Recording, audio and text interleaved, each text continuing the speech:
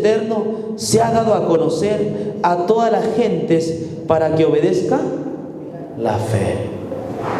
Para Pablo, el evangelio que se le había revelado es acerca de nuestro Señor Jesucristo. Eso se había mantenido oculto desde tiempos eternos, pero ahora ha sido, por eso que Apocalipsis 14:6 lo llama el evangelio eterno. Entonces, Dios o Jesús conversó con Pablo acerca del evangelio. Entonces, el evangelio, dice Pablo, predicado por mí, no es según hombre, sino lo recibí de Jesús. Con eso quiere lograr tener confianza nuevamente con los Gálatas. Si quiere decirles que el mensaje de él tiene las credenciales divinas, porque el Señor mismo se lo reveló. Además, su llamado también no es por hombre o por hombres. No fue una junta de iglesia que dijo: mira, desde aquí en adelante tú vas a ser apóstol y te vamos a enviar para que prediques a los gentiles. En su llamado tampoco es algo que le autorizó la iglesia. No, es un llamado directo. Lo único que hizo la iglesia es reconocer o aprobar el llamado de Dios. ¿Sí? No por hombres ni de hombres, dice Gálatas 1:1, sino por Jesucristo.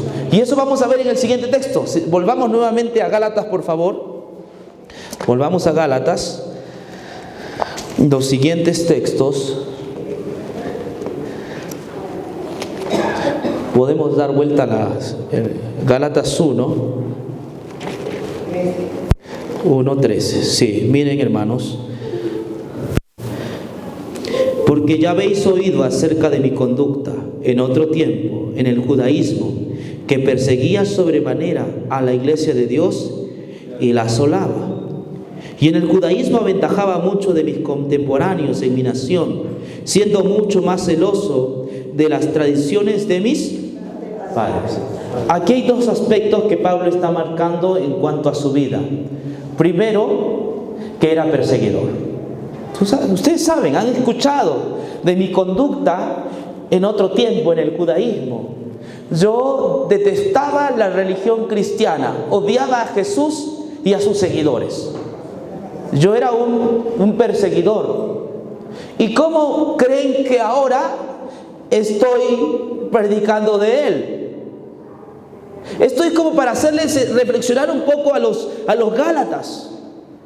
Les está queriendo hacer reflexionar mediante estas frases. Le está diciendo: a mí no era capaz de predicarme a alguien. Porque si alguien se acercaba a Saulo a predicarle el evangelio, entonces su vida corría peligro. No era fácil, y yo creo que era imposible predicarle a Pablo. ¿Sí? Yo no digo fácil o difícil, era imposible predicarle a Pablo. Porque si tú te acercabas, no me hables de ese nombre. Entonces tú estabas sometido o condenado a la muerte inmediatamente. Porque recuerden que él pidió cartas al sumo sacerdote para irse a perseguir a los del camino. O sea, ¿quién se atrevería a predicar a este señor? Solo una obra milagrosa de Dios. Cristo mismo, por un acto de gracia, de misericordia, le pudo revelar a Pablo el evangelio. Le reveló el evangelio. Entonces tiene razón allí. Cuando él habla, yo aventajaba. Otra cosa, ese es el aspecto moral. Estamos hablando del aspecto negativo, que era perseguidor, antagónico a la iglesia cristiana. Pero por otro lado también tenía un aspecto moral que no compaginaba con el cristianismo. ¿Sí saben, no? La vida de Pablo no compaginaba con el mensaje del evangelio, porque Pablo o Saulo era legalista, y para un legalista no hay espacio para la gracia. Para un legalista no hay espacio para la gratuidad. No hay espacio para la gratuidad, porque el legalista se le enseñó que tiene que pagar ¿sí? Tiene que esforzarse. Al legalista se le enseña eso, que tiene que esforzarse. Los legalistas son como la mosca. ¿Se han visto cuando la mosca cae en... cuando la mosca cae donde está la araña, las telarañas? Ellos se esfuerzan por salvarse, se esfuerzan por salir, se esfuerzan por salvarse. Así son los legalistas, son como la mosca. Por más que tú le hables de la gracia, ellos siempre van a esforzarse por salvarse, van a esforzarse, sacrificarse por salvarse. Ellos no, le van a decir, mosca, ¿sabes qué? Espera, descansa. Ellos no te van a creer eso. Pero el mensaje del Evangelio te dice que descanses. El mensaje del Evangelio te dice que creas. Que Él ya logró por ti la victoria, que Él ya te salvó. Ese es el Evangelio. Entonces, Pablo como legalista o Saulo era imposible que creyera en el Evangelio, porque a él le habían adiestrado para salvarse. Entonces una obra del Señor le reveló el Evangelio. El Evangelio predicado por mí no es según hombres. Yo lo recibí de Jesucristo. Vamos un poco más. El siguiente texto, 15. Pero cuando agradó a Dios, que me apartó desde el vientre de mi madre y me llamó por su gracia, revelar a su Hijo en mí, para que yo lo predicase entre los gentiles. No consulté enseguida con carne y sangre. Aquí sí quiero un poco soltar para dialogar. ¿Qué significan estas palabras que dice Pablo cuando agradó a Dios? Revelar a su Hijo en mí, para que yo lo revelase a los gentiles. Él me escogió desde el vientre de mi madre. ¿Qué piensan sobre eso?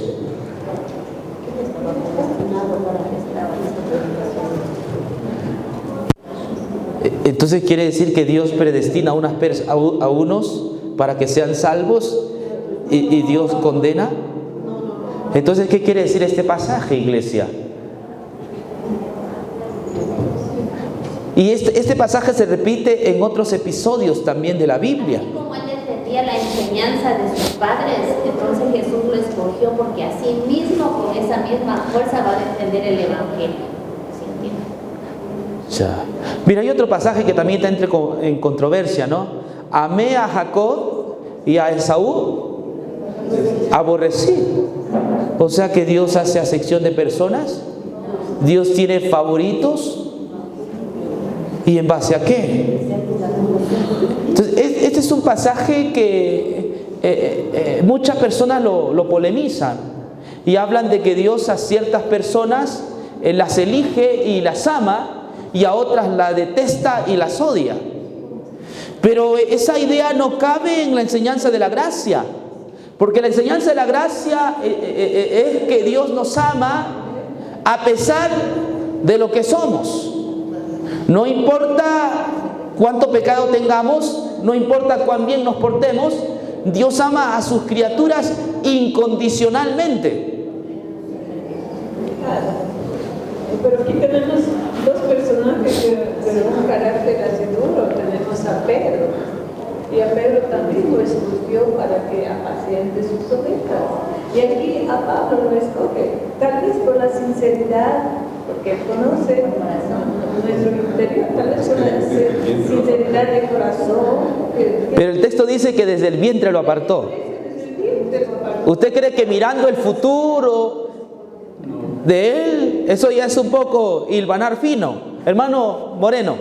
Cuando se habla de que del vientre de la mujer fue apartado para cobrar el amor de Jesucristo, ahí viene la pregunta, ¿qué hubiese pasado si es que fue apartado y Pablo no respondía a ese apartado hacia él?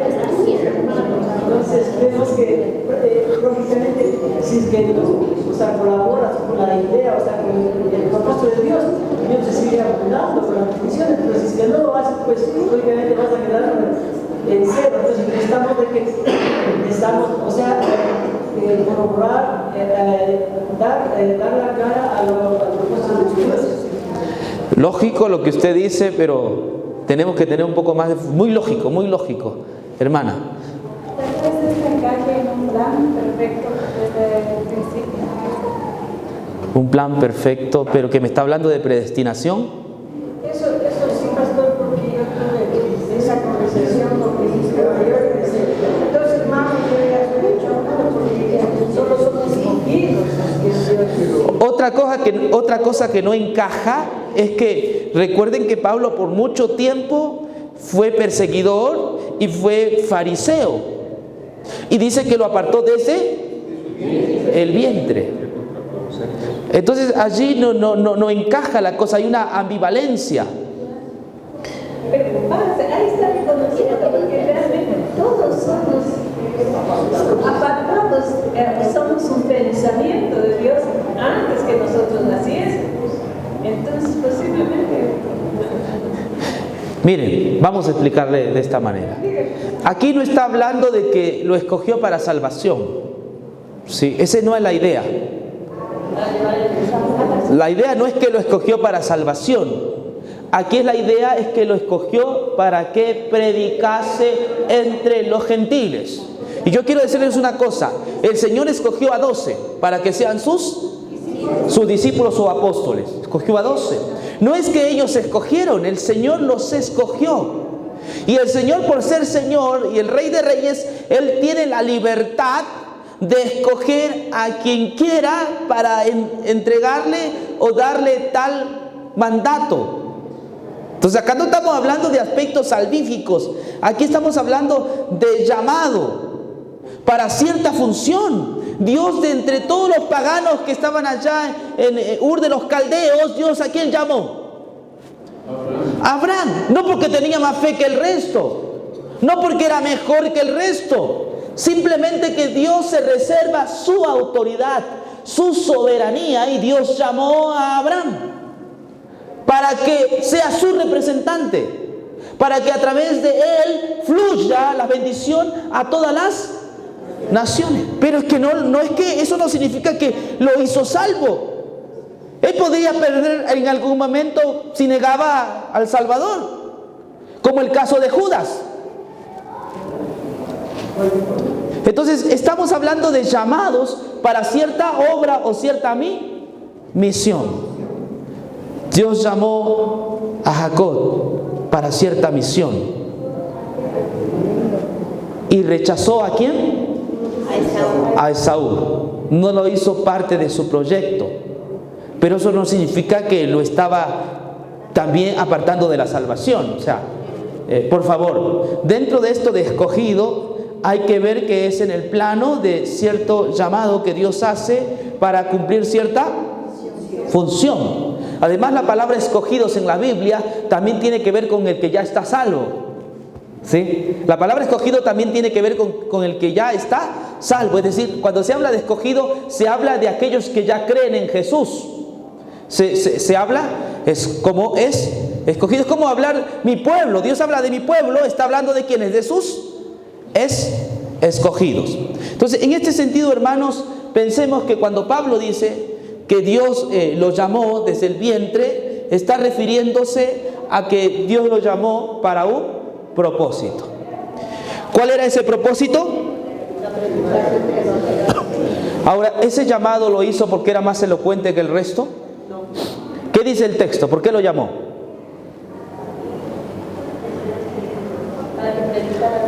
Pero, sí, ¿para qué sería? Pero en su condición, eso, amén. ¿Sí? Por su gracia. No es que él era más elocuente que los demás, era más erudito, sino que Dios lo llamó por su gracia. Él dice eso y yo le creo. Es decir, no había nada de bueno en Pablo para que Dios lo llamara. Al contrario, él era perseguidor de cristianos, detestaba a la iglesia, odiaba el evangelio y además era fariseo. Y los fariseos no compaginan con el evangelio. Entonces el llamado de Pablo fue un asunto de gracia. Dios soberanamente, por su gracia, lo llamó a Pablo. No porque él tenía mucha masa gris, no porque él era más erudito que otros, no. Dios los llamó por su gracia. Y Pablo en otra versión dice en Corintios, lo necio del mundo escogió para avergonzar. Sí, sabes que Pablo como persona no tenía nada de atractivo para granjearse ser un gran predicador. Era feo, gordito,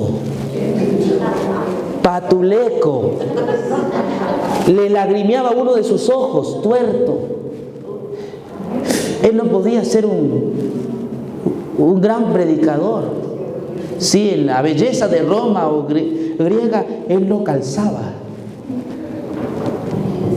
Sí. El porte mismo, cuando uno dice, ¿qué va a hacer este? Es otro mamani, por decirlo de esa manera, ¿no? No. Entonces él fue llamado por gracia.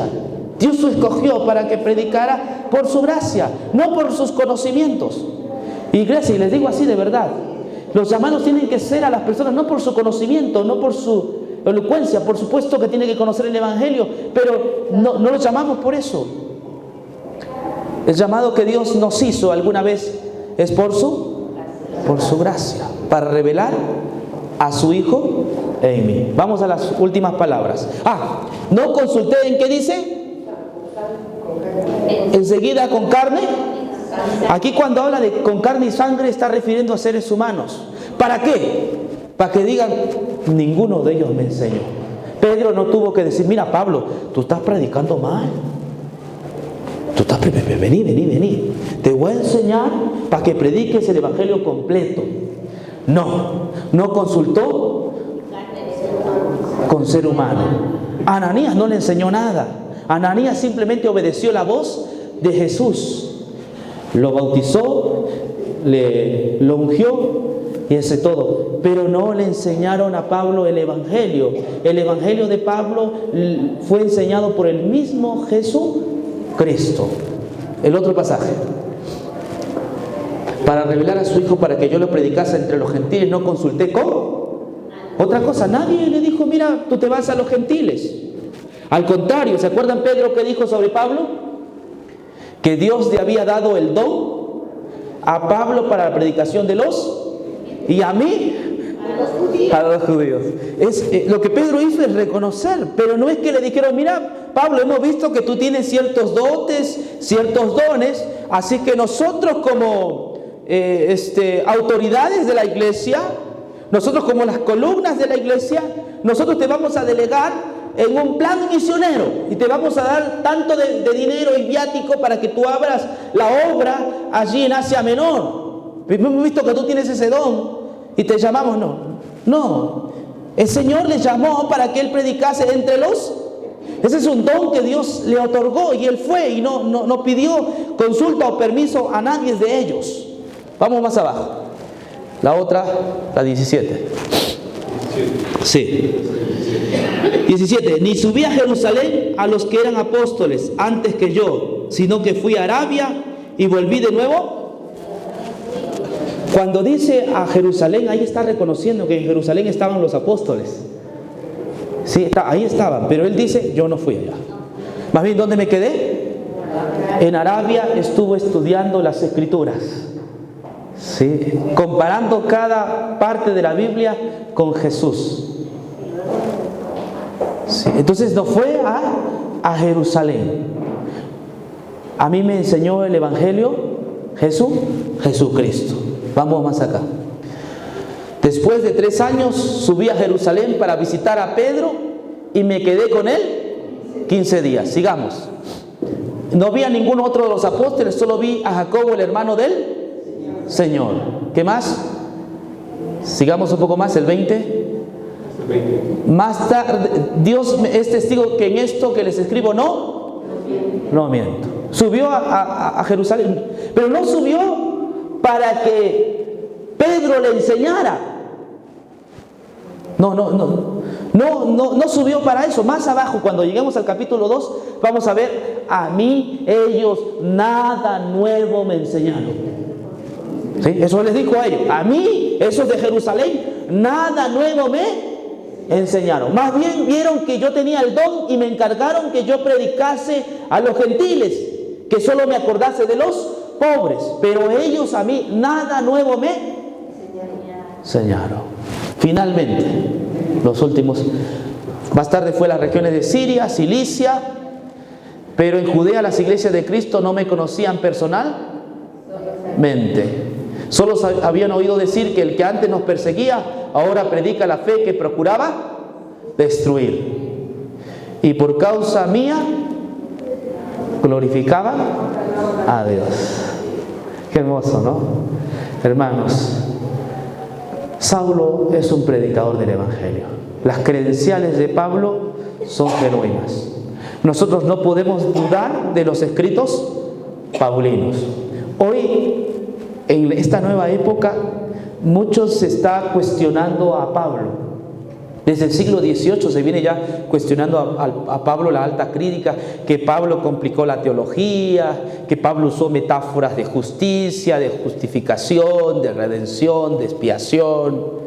No debemos hacerle mucho caso a Pablo, hay que hacerle caso más a los evangelios, a Mateo, a Lucas, a Juan. Sí, hay esa cuestión de desestimar a este apóstol. O otros solo quieren quedarse con Pablo y no con el resto. Tampoco estamos enseñando eso. Lo que yo estoy enseñando esta mañana es que el mensaje de Pablo es genuino. El mensaje de Pablo es del cielo. No lo aprendió en una academia religiosa, no fue un estudio teológico, no se graduó, no porque se graduó en el Sanedrín, simplemente porque el Señor, por su pura gracia y misericordia, le enseñó el Evangelio. Entonces, con estos argumentos, Pablo quiere que los gálatas vuelvan a confiar en Él. Y al confiar en Él, ¿confían en qué? En el Evangelio. Y termino de esto. ¿Sabes? Satanás utiliza nuestro carácter, utiliza nuestras caídas para desacreditar el Evangelio. Sí, Pablo usa la falacia, el diablo usa falacias. Usa nuestro carácter, nuestras caídas para denigrar el Evangelio de Cristo. Así uno de nosotros caiga, eso no significa que el Evangelio está mal. El Evangelio siempre estará bien, porque es una verdad que no depende de un hombre o de una iglesia. Es de Jesucristo y siempre será la verdad. Estemos nosotros o no estemos, el Evangelio siempre le irá bien, porque es el mensaje de Jesucristo para todo el planeta Tierra. No somos indispensables tampoco. Así alguno de nosotros caiga o deje de creer en el Evangelio tiene que seguir avanzando. El Evangelio tiene que seguir predicando, porque el Evangelio es un mensaje divino, es un mensaje de Jesucristo. Son las buenas nuevas para este mundo, de que en Él todo pecado ha sido perdonado y de que en Él tenemos entrada al cielo. Espero que en esta lección podamos haber entendido que el mensaje de Pablo lleva las credenciales divinas. Y entonces así queda el camino allanado para escucharlo. Amén. Amén.